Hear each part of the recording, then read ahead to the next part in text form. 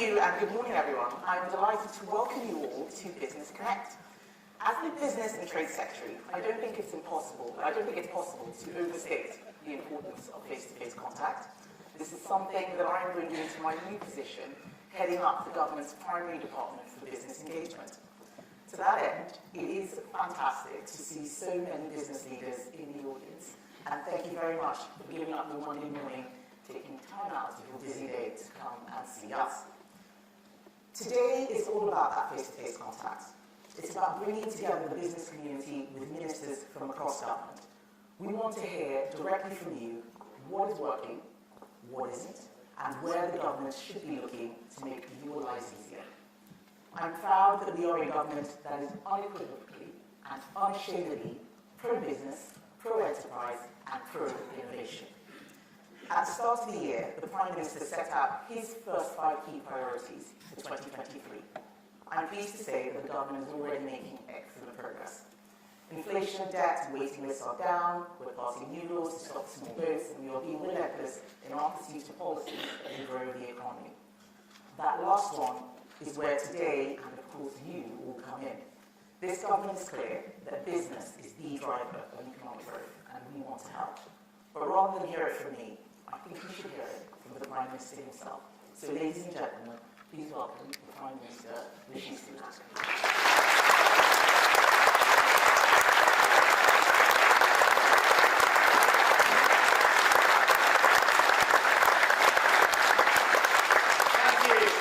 Well, good morning, everybody. Welcome here today.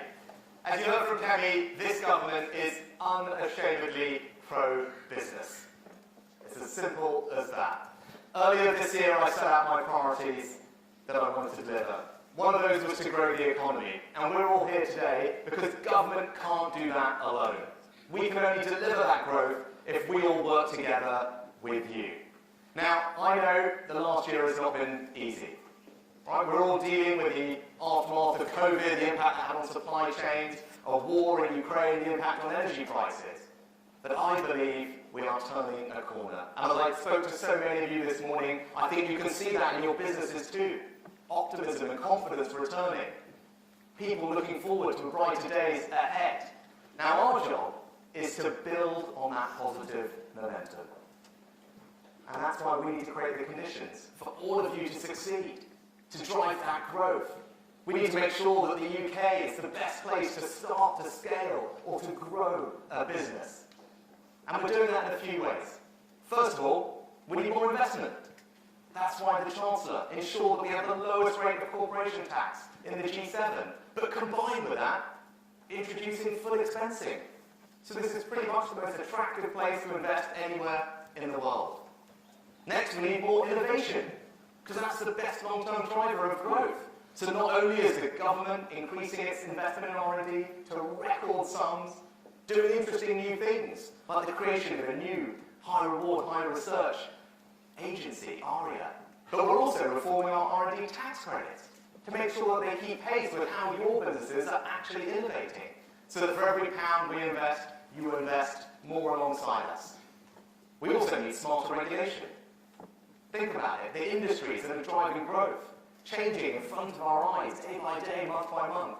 Whether that's in life sciences, where we want to make sure that drug discovery happens here. Whether that's in AI, data and technology, or indeed, financial services. In all those areas and more, we need to make sure that this is the country where innovation is happening fastest, happening safest, that the jobs are being created here, that the new products and services of the future that are going to transform our lives are all being invented here. We also need to make sure that we keep trading. That's always been our history. And that's why I was delighted that recently we joined the CPTPP trade partnership, the first big non-Pacific economy to do so. Because we know where future growth is going to come from, and we want to make sure that all of you, our country, our companies, can be part of it and take advantage of it. And lastly, and perhaps most importantly, we need to make sure that all of your businesses have access to the skills and the talent that you need to drive growth. That means thinking about skills in a radically different way to how we used to in the past. Because it's not linear anymore, that you go from school to college to university and have a job for life. You know that. We need to make sure that at every stage, of people's careers. They get the support, the investment they need, to get the skills they need to power your businesses to greater heights. But alongside that, we unapologetically want to make sure that this country is a beacon for the world's most successful, talented people. We want to attract the best and the brightest from around the world to come here, to research, to study, to create new businesses, to come and work in your growing companies. That's the migration system that we'll deliver. Now, if there's one overarching message that I want all of you and everyone watching to take away from today, it is this. We want businesses, small and large, to know that this government has got your back. Now, you saw that from me as Chancellor during COVID. And I don't just say these things because that's my own background. I say that because I know, this government knows, that it's you, it's your businesses that create the jobs, the opportunities, and the prosperity that our country depends on. It's an extraordinarily special thing that you all do.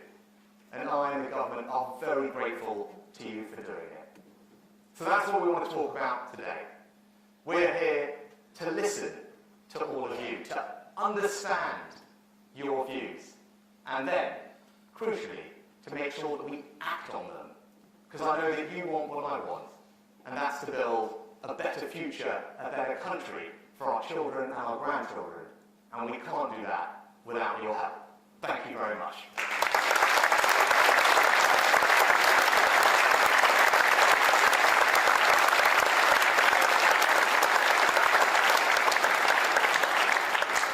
Okay, right, let's open this up for some questions. I think there are some mics roaming around. You can put your hands up in the air, and please do introduce themselves. I might know who you are, but we want to make sure everyone knows who you are. Should we start down here? Venkat. Thank you very much. Thank you, Prime Minister, Senior Senator, President, CEO of Barclays. Growth is very important for all of us, and for you. And here you have represented, businesses across the UK. How can government and businesses work together to mobilize private capital, which is so much more important today, both domestically and globally? Brilliant. Right, well, Venkat, great place to start. Look, Venkat, Barclays, financial services. That's part of my background as well. And you know what? It should be everyone's interest for us to support our financial services industry. I'm really proud of our financial services industry.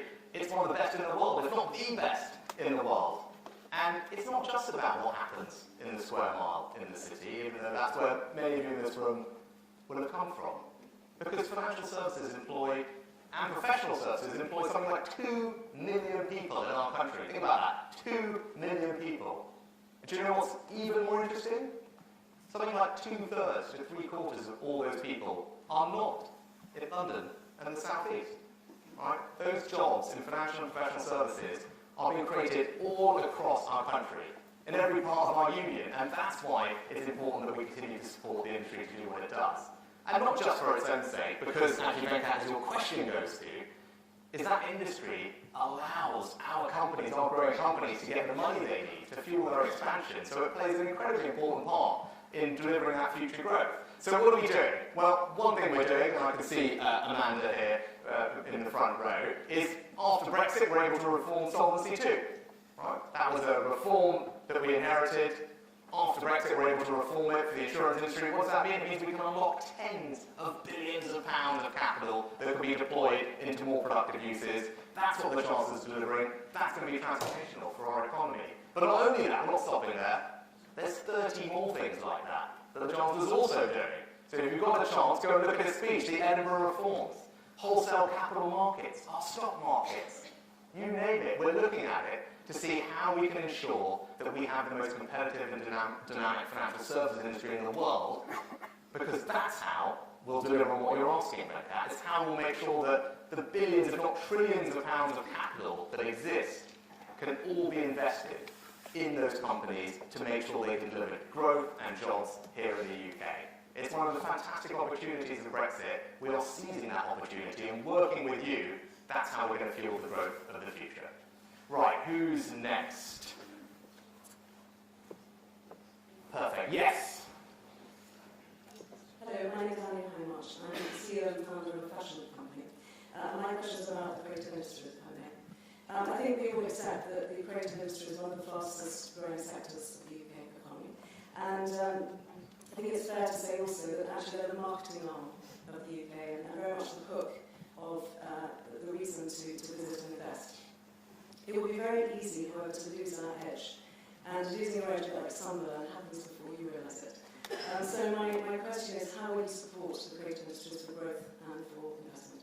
Brilliant. Well, Anya, first of all, thanks for being here, and what a pleasure it is to meet you. You represent something that's incredible about our country, and not just an amazing entrepreneur, but also in a sector which is showcasing, as you said, what's brilliant about our country around the world. So thank you for everything you've done for our country, and it's glad that we recognise that. And thank you also, I should say, probably, for providing many great birthday and Christmas presents to my wife over the years. So I appreciate that too. I can say that to you in person.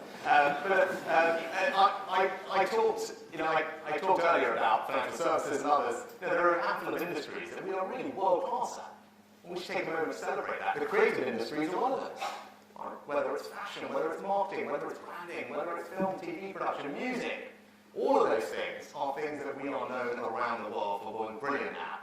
And it's not just about soft power and our cultural exports, it's also about jobs. Several 100,000 jobs here at home in that industry.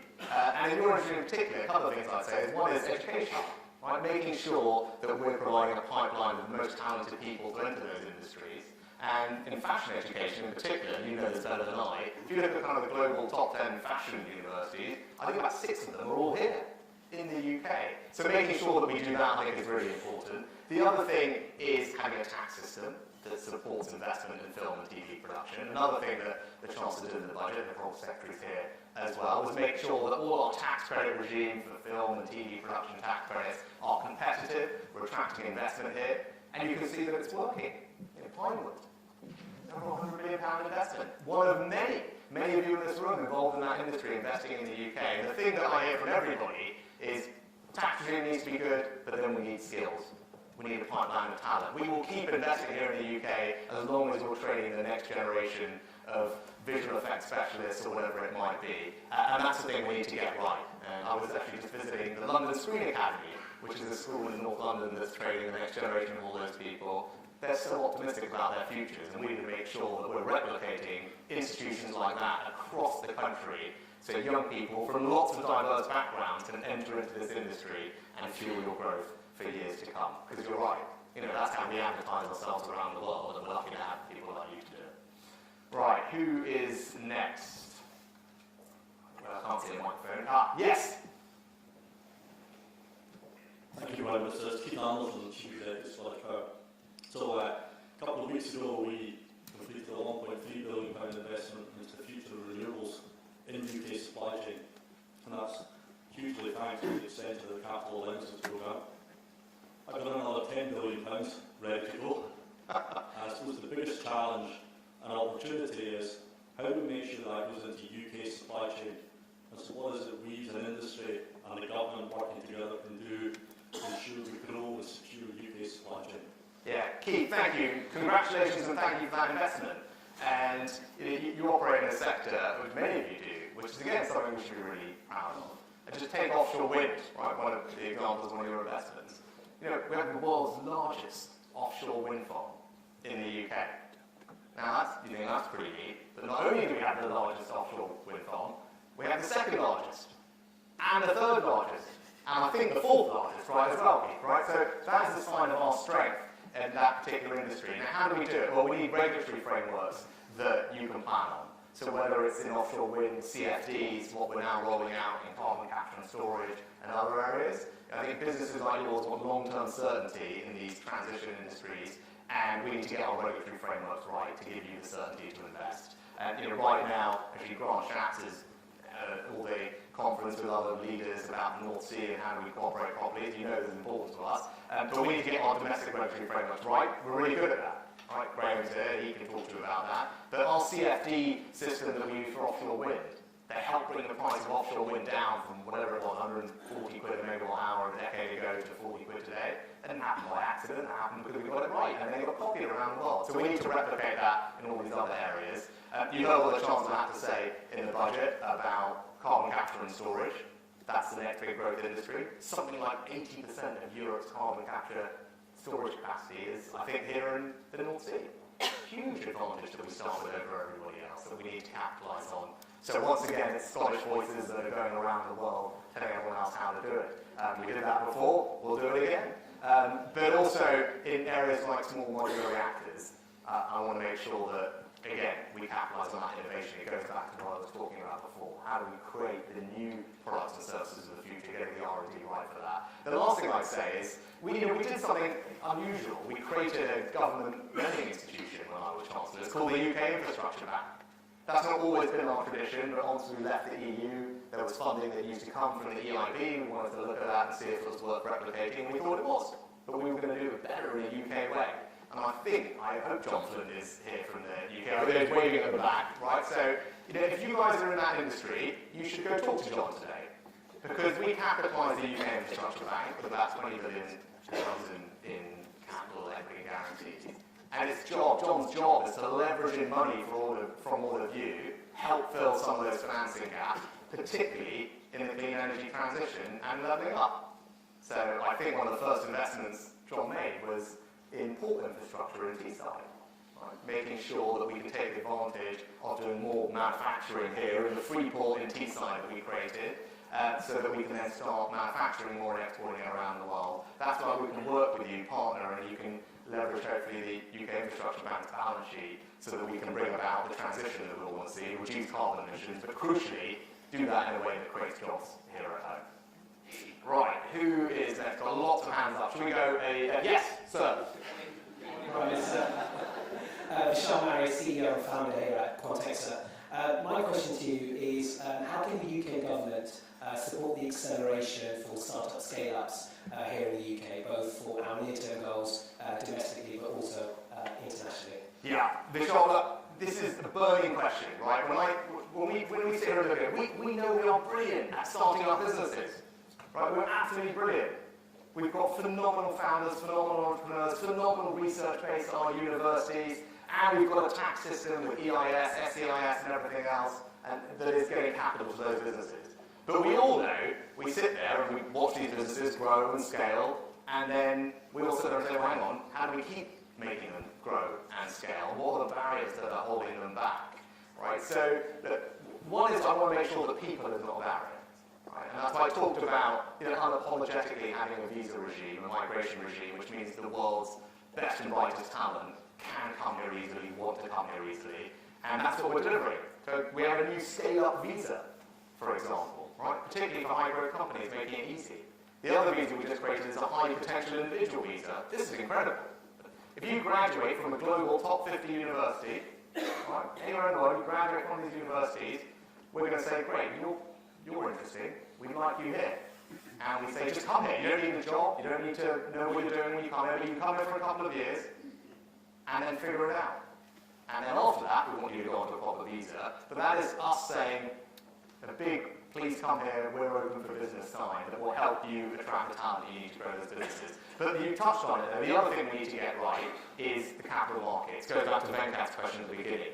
How do we ensure that the billions, trillions of pounds we have is being productively employed in the risk sectors, the growth sectors of our economy? Now, we're making some regulatory changes, some reforms to the pension regime to unlock some of that capital. We're making changes to our IPO rules and our listing rules to make it easier for those companies to raise capital on the public markets. But that's not going to happen. None of this is going to change it overnight. We need to keep talking to you, the Chancellor's looking at this actively, and we need to make sure that we're looking at all the things that we can do to make it easier to unlock that capital. And where the government needs to step in, we're doing that too. You saw I created the Future Fund in the pandemic. We created the Future Fund Breakthrough to help with some of those scale-up funds, scale-up firms, and now we've got the British Business Bank, which is looking particularly in areas like life sciences or quantum. So deep tech, more capital-intensive businesses that need to stay private for longer. We want to make sure that those businesses have capital too. And not only are we doing it, we've attracted money from sovereign wealth funds internationally to come partner with us in the Life Sciences Investment Programme because they see the opportunities here. So we're all out around the world talking to these other governments and countries, saying, come partner with us to provide that capital because our generation of companies will be the ones that transform the world. That's what we need to do. But look, that's something we all collectively need to do because the tough thing is culture. How do you change culture and risk appetite? It's hard to do that overnight. We need to work together to change that. And I think it will be a virtuous circle as people see that it's working. It will become easier to do. Right, next. Okay, let's try and go somewhere towards the back. I've got someone waving their hand energetically over there.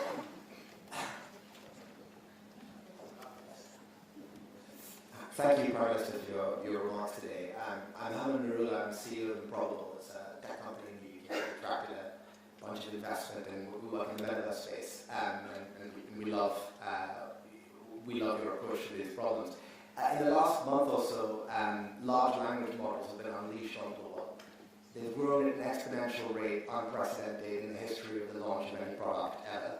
They've disrupted every aspect of my business, and after all, I was a deep tech company, let alone other industries. A lot of us in technology and in the investment community are concerned that the country needs a national capability, especially when considering issues like defense and data security. What is your strategy and view on this technology, which is already shaking so many people to their core? Right. Excellent. I think we didn't set this question up, but it's a very good question. Now, I don't know, I'm looking around. So we're announcing something today on that. I think you're right. AI has the potential to transform every aspect of our lives. We all know that. Claire and Barclays, we were talking about that this morning. Now, you're right about having some sovereign capability around the entire stack, right, of foundation models. So, I'll be talking a little bit about that later today. But your broad point is absolutely right.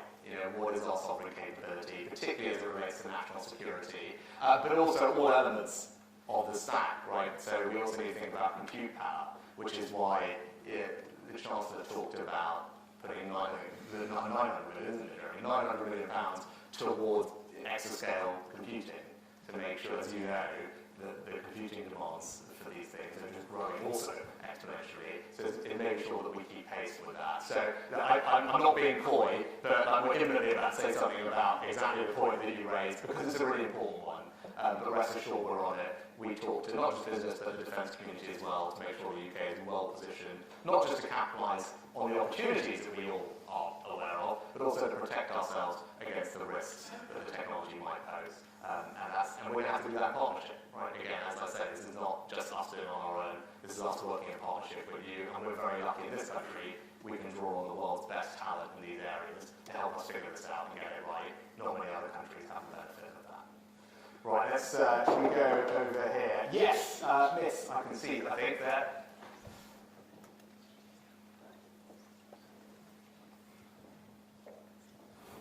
Can we get a microphone? Yes. Hi, thank you, Prime Minister. My name is Nadia Sood. I'm the CEO of a UK fintech called Credit Enable, and we also operate in the Indian market. India is the fastest growing economy in the world right now, and we're living in an interconnected world. So I'd like to hear more about what the government's doing to strengthen the UK-India corridor, if you don't mind. Thank you. Yes. Well, I'm trying to take more family holidays in the first instance. So you're absolutely right. India represents one of the massive market opportunity. Many of your companies here will already have a trading relationship with India, and rightly so. If you look at where the large middle classes in the world are growing, they're growing there. So for all our fantastic UK consumer goods companies, it's an obvious market to expand in. That's why Kemi is hard at work engaging with the Indian government to see where we can make more progress on trade discussions that have been going on for a while. I spoke to Prime Minister Modi about it just recently. We're keen to see if we can make that work, right? Because of the obvious opportunity that it poses. Actually, also, talk about goods, but your business and others, India's economy is like ours, but there are very big service sectors as well. So there's a lot of complementarity in what we would get out of a trade agreement.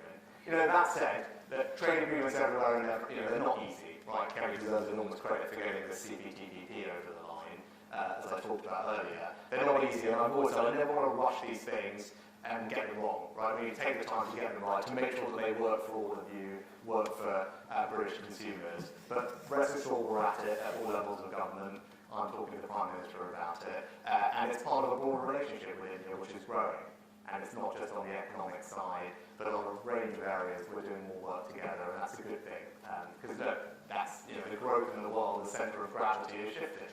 And we need to make sure that in government, we are connecting all of you to the growth parts of the global economy. And that's, again, being outside the EU means we can be a bit more nimble on these things. We couldn't do these things always inside the EU. We can move quicker now. We can be more agile. We saw that with CPTPP. We'll make progress with India and other countries as well. But that's what we're doing, and when there's more to say, we'll come back and say to you. And in the meantime, all of you that have helped feed in to Kemi and her team on the things that you'd like to see out of that trade agreement, the things that are important to you, please keep doing that. That means that we can listen, we can act on it, and hopefully make sure that we get it right.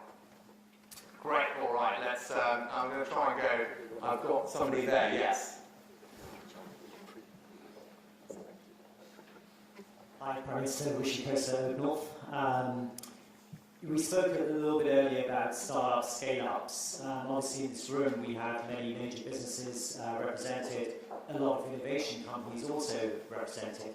But if you look at the large number of small, medium-sized companies, and if you take the 5.5 million of SMEs in this country, really the 500,000 which are micro companies, but yet lead to so much of the productivity and employment growth in this country. We feel like generally that it's an underrepresented contingent at events like this, and not necessarily getting the airtime that they need within government.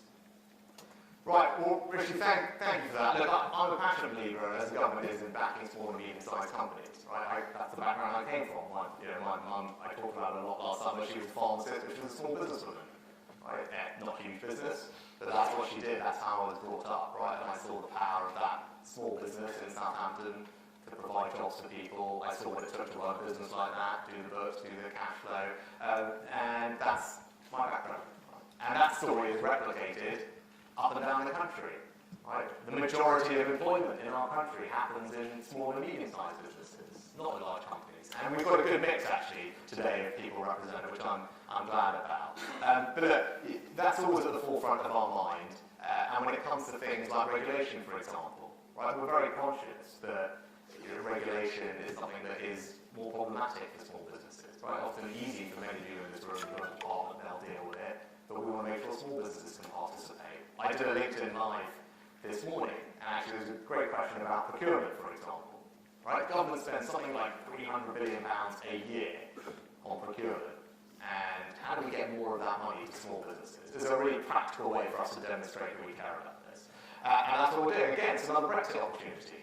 Outside of the EU, we can design procurement rules in a way that suits us. So for the first time, I think Kemi will correct me if I'm wrong, but the first time we've got a duty on the government to focus and look at small businesses and their needs. One of the bits of feedback we had back was when you apply for lots of government contracts, you have to keep filling out all your details again and again and again and create a new profile for your small business multiple times. So we streamlined all of that. We got rid of about 350 bits of form filling, replaced it with one profile that you create that you can use then for any government contract you want to bid for. And then lastly, cash flow. Right? What is the biggest, I mean, you know this because you've lent to these businesses, right? What's the number one challenge for small and medium-sized businesses is cash flow. So we made sure that in government procurement and down that supply chain of government procurement, we've moved to a 30-day cash flow payback for all the contracts. So that's the kind of very practical, transformative thing that A, will make it more easy for small businesses to bid for things, but also that I hope demonstrates in a pretty significant way our desire to support small businesses in our economy, as long as alongside all the great things that the Chancellor will keep doing and has done in budgets to support small businesses. And you think about employment taxes, something like 40%, I think, only of all small businesses don't pay any employers' national insurance. Because successive Conservative Chancellors, starting with George, Jeremy, me, in between, have raised the employment allowance. Right? So that we just take those small businesses out of paying employment taxes. Ditto on business rates, right? Several hundred thousand small and medium-sized businesses in the hospitality, retail and leisure space in particular, now don't pay any business rates because we care about those small businesses and the contribution they make to our high streets, our town centres, our communities. So that where we can, we're always going to try and support small businesses because, like my mum's business, like many of you started that way, they represent the backbone of our country, our economy, our communities, and this government will always support them. Right, lots of hands. I've got, where should we go? Let's come back down to the front. Yes?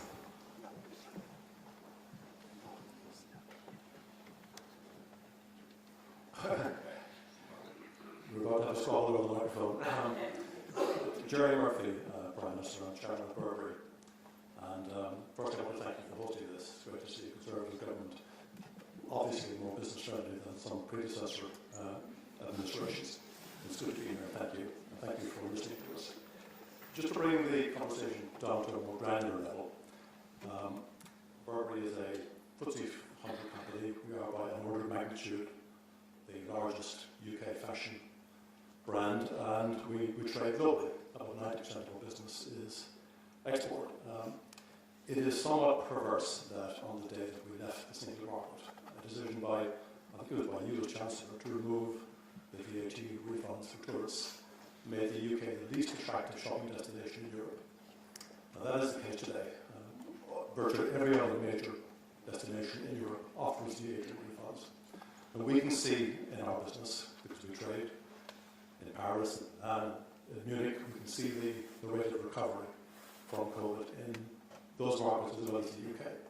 And the UK is by far the weakest recovery of all those major markets. We are actively exporting business as a result of that policy to our continental competitors. So I would ask you, in the spirit of making Britain a more competitive environment, in the spirit of fostering growth, and not just to the luxury industries, it knocks on to travel, to hotels, airlines, airports, to reconsider that decision. We told the Treasury at the time that we know our customers. We literally have their email addresses and phone numbers, and we could predict with some certainty what the behaviour would be if this policy was enacted. And so it's playing out. We didn't see much impact on our business for the last couple of years because there wasn't much tourism, and others it's coming back in spades. So I would ask you and the Chancellor to revisit this. It was a bad decision, made for the right reasons. I understand the fiscal imperatives, but we would urge you to look at this.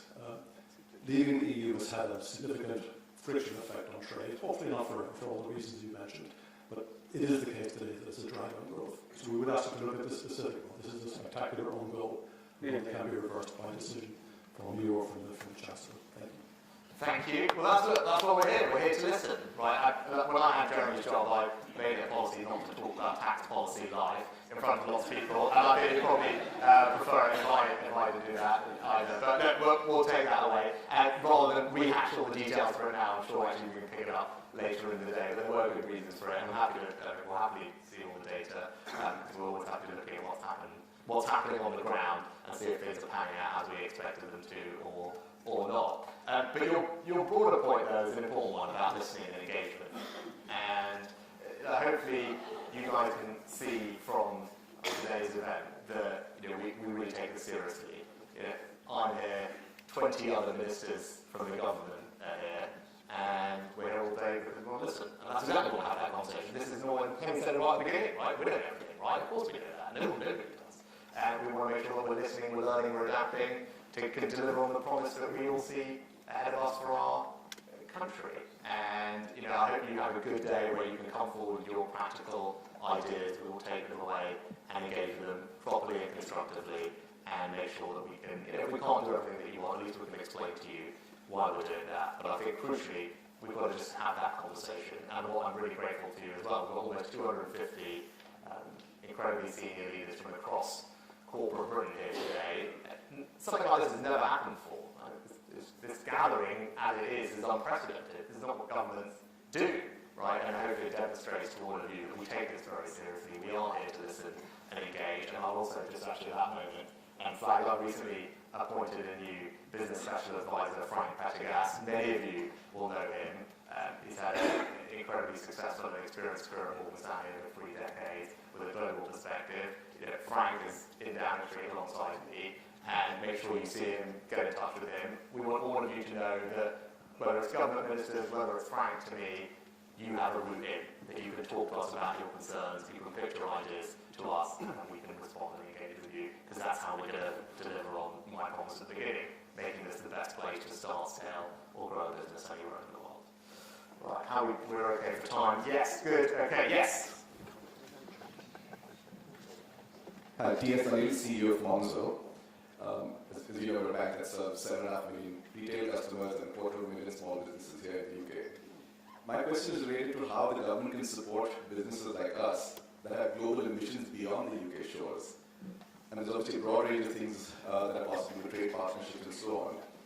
But that list should include tactical things like allowing us to passport our licenses from the UK to other jurisdictions, which we cannot do today. Our UK license is really only for the UK today. So what's the range of things that you're thinking about to create next generation of global businesses that are birthed here? Yeah, thanks, Jeff, and thanks for everything that you do to support small businesses and customers. Now, this talks about what I talked about in my opening remarks about being open to trade, right, and forging those relationships with other countries. Because unlike lots of countries, we're very fortunate that we have a very global connected economy. Right? Trade is a bigger part of our GDP than it is for many countries, and many of our companies are instinctively very outward-looking because what we do is really good, and naturally you should, and we want you to sell it around the world. So that's why us having good dialogue and relationships around the world is important. So with financial services, we're in the midst of negotiating an MOU with Switzerland, for example, right, on financial services. That represents one of the most ambitious financial services partnerships that anyone's ever tried to do. And actually we will get that done, and that will open up markets and opportunity for many of you in the room. I talked about CPTPP. We've got more services in our agreement with Japan. We talked about India already. But it's all those types of things. It's about us working around the world, being outward-looking, negotiating those agreements, getting those mutual recognition, not just in financial services, but in services more generally. Recognition of qualifications. It sounds incredibly simple, but actually if a country recognises a professional license in architecture or something like that, it means all our amazing people here in professional services can then do what they do around the world. And that's what we're working at. So part of our trade thing is you don't have to necessarily always do the big trade deal, right? Those are complicated and take time. But when we can find individual sectors, individual licenses or qualifications that we can get mutual recognition for, that's a smart and sensible thing to do. Often it doesn't take as long, but can drive growth and open up opportunities. So it's the focus of our trade policy is to do lots of that. Doesn't always get the attention, but that is practical and effective, alongside also trying to do the big, more complex trade deals. All right, next. Yes, I'm trying to go somewhere at the back. I can't quite see, but we'll try and be equitable. There's someone over there. Thank you, Prime Minister, and a very good morning to you. My name is Vipul Gupta. I'm the founder of Pangea Data. We were founded in London, but we quickly grew in the US, and we now have an outpost in South San Francisco. My question is, how can you help early businesses like ours scale up in other markets and also be competitive, or at least be able to compete? Coming from the UK sometimes when you're in a big country like America, it is very hard to stand out. And we try our best. Does the government have a strategy to help us do that? And if so, how? How? Yes, we do. It's called GREAT. It's called the GREAT campaign. And we have a fantastic team of people from business who serve on our council. And that campaign, that organisation, funded by government, their job is to promote UK and UK businesses around the world. And they do it in a really interesting and attractive way. We're keen to do more of it. So what I do when you go back, just go Google it, have a look at it, and hopefully it can help and support you. It's embedded with our embassies around the world, but we're doing a much better job than we used to of joining up the diplomatic and the corporate side. We just launched, to give you an example of it, actually, we just launched a campaign in the West, it's very specifically on the West Coast, right, in Silicon Valley, just talking about our companies, what they were doing. Some of our ministers were out there the other week, and it was a huge success, right? And there's, I don't know what it was called, Unicorn, what's it called? Yeah, Unicorn Kingdom, right? So there's a whole campaign around it. We're in the process of doing it. And actually the feedback, I've had all these messages from people, the feedback from people out there who have all started to notice all these things and are feeding back to us. And we've tried doing it in a slightly more funky way this time, but it definitely seems to be working. And we're going to do more of that. So plug into that. There's lots of private sector people who are involved in it, so there's probably someone you know who you can also talk to as well as us. But that said, it's a great campaign. We've reinvigorated it, we're funding it, and it's going from strength to strength to promote UK and UK businesses around the world. But have a look at that, and I think it will really help. Right, no, we're running out of time. We'll take the last couple. Right, yes.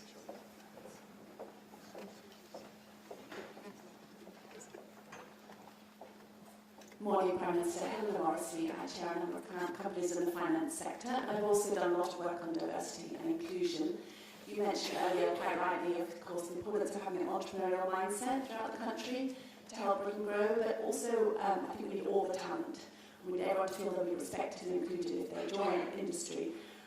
It's a bit of the elephant in the room, but we're meeting on the, as horrible allegations swirl around this here. I'm not expecting you to comment on that, but I am personally worried that this might put women off joining industry, and I wondered if you're concerned about that, and if so, if government's doing anything about it, or might help in the future as the dust settles on this whole horrible scandal. Thank you for everything that you've done in this space, because it's really important. Right? I have 2 young girls, I have 2 daughters. I want to make sure that they grow up in an economy and a society where every opportunity is available for them, and that's what we all want to do, right? And that's why when it came particularly to entrepreneurship, which you mentioned, we asked Alison Rose, who will be known to many of you in this room, a few years ago to do a review into female entrepreneurship. Alison's report is superb. Actually, it's really worth reading. It brings to light, shines a light on some of the barriers that were there, and lots of recommendations for us about what we can do to try and address some of those things, which we are now doing. And actually, of course we're not there yet, of course we're not, but we're making progress. So if you look at the number of companies started by women in the last year, 2022, we have data for, it's 4 times, I think actually 2 or 3 times more than it was a couple of years before. So it's heading in the right direction, and there's a range of things we're doing. I was talking about it again this morning, actually, on the LinkedIn Live, because someone asked a very similar question. And, I asked her, she's a female entrepreneur, I asked her, what does she think the barriers are? And one of them was finance, and whether it's harder for female entrepreneurs to raise capital for their businesses. That's something that Alison has spoken to us about. One of the reasons that we extended SEIS, our tax relief scheme for investing in very early stage businesses, to 3 years. It's actually disproportionately benefit female founders. But also she talked about networks and mentorship as being something that was really important. And so we're looking at that, right? It's not an easy thing for the government to try and fix, but I think that's something all of us working together, if we're a little bit more alive to what some of the barriers are, how can we work together to put in place those networks and that mentorship to support our female leaders to continue to grow and develop and build their businesses, because I share the ambition that you have, right? We want to make sure that no matter your background, no matter whether you're a rural man, whether you're from a different part of the country, whatever your socioeconomic background is, we want to spread opportunity. Right? There's so much talent in our country, and we're missing out if we're not giving everyone an opportunity to fulfill their potential. So that's what we're going to try and do, and pleasure to work with you on it and hear all your ideas on how we can deliver that together, because I think that's something that we owe to our kids and our grandkids to make sure that they grow up in a society where they can do everything they want to do regardless of who they are. So I know that you share that mission with me, and I know that together we can deliver it. Right, okay, I think we're almost out of time, so let's take the last one. Yes, sir, here.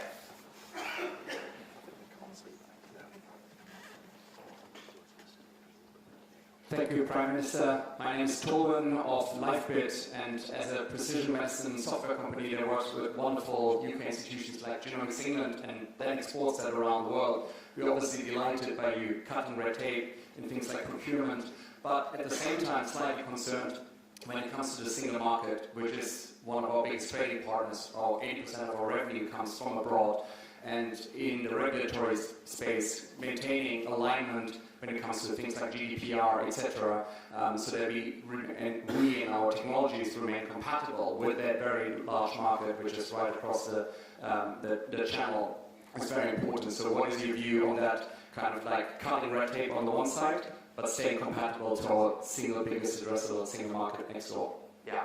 I think we can do all of that, right? We have, as a result of the negotiations, I think the deepest comprehensive bilateral trade deal with the EU and the TCA that more than any other trade deal anywhere else provides very good access. But alongside that, in those growth industries, right, And you mentioned life sciences. That's one of our massive growth industries. One of the chancellors rightly highlighted 5 growth industries. And George Bremer is here as well, our science minister. Like, that's an obvious area where we can look at how we can make this the best place to do drug discovery in the world, right? We should be looking at the clinical trials directive. In fact, all of you in the industry tell me we should be looking at it and reform it to make sure that it is easier and faster to do drug discovery here. You know, building on the advantages we already have, right? We have world-class research base in our universities, as well as all these great companies. But we also have data sets that don't exist anywhere in the world because of the NHS and elsewhere, and the biobank, right? So I think, I look at that and I just see that as a massive opportunity for us. And particularly in life sciences, because of the work that we're doing, and it's George's professional background, right? He knows inside out, and you should talk to him afterwards, right? Because this is one of those areas, right? We saw during the pandemic, right? Look how the MHRA moved at pace, it was agile, that was beneficial to us. Look what we were developing here. We've got fantastic companies like yours, I don't know if Gordon's here from Austin Nanopore, and all these other things, right? There he is, right, waving, perfect, right? We need to make sure that more of that happens here. We already have the biggest life sciences sector in Europe, right? And we need to maintain that advantage. And that's about a regulatory regime that is pro-innovation. And that's what we're delivering. And that's great, not just because it's good for the economy, right? That will create lots of jobs, it'll create lots of tax revenue, that's all marvellous and wonderful, right? I mean, just think what we're doing, right? Like, we're keeping people alive, right? That's what you do, right? And we can do that here. That means British people are going to be the first recipients of some of this new, novel, life-saving treatments. Look how mRNA is completely changing. Look how AI is changing drug discovery, right? So I look at that as just one of the most exciting opportunities ahead of us. And I think, God, isn't it amazing that here in the UK we're literally already one of the best people at it? Yes, we need to make sure we continue to have access to selling these things into Europe, which I think we will, right? Why would you not want to buy whatever we create here? But we want to make sure we create it here in the first place. You and everyone else in your industry is going to do that for us. It's going to be amazing to see what you do over the next 5 to 10 years. And that is a good positive note to end on, because that story is one that is replicated in pretty much all of your businesses in all of our sectors. We're really lucky with the talent that we've got in this country, which we've talked about. We're really lucky with the quality of our entrepreneurs and business people, because all of you are brilliant, right? And I hope that you feel that you've now got a government that is engaging with you, that is listening to you. That's what today is all about. We want your ideas, we want your feedback, because if we can work together on this, the potential for this country is limitless, right? Not only can we create that growing economy, which is going to put jobs in every part of it, create the prosperity and the opportunity, we can literally transform how we live for the better, right? That is the promise that is there ahead of us, and that's what we can deliver together. So thank you for being here today. Enjoy the rest of the day, and I'll see you soon.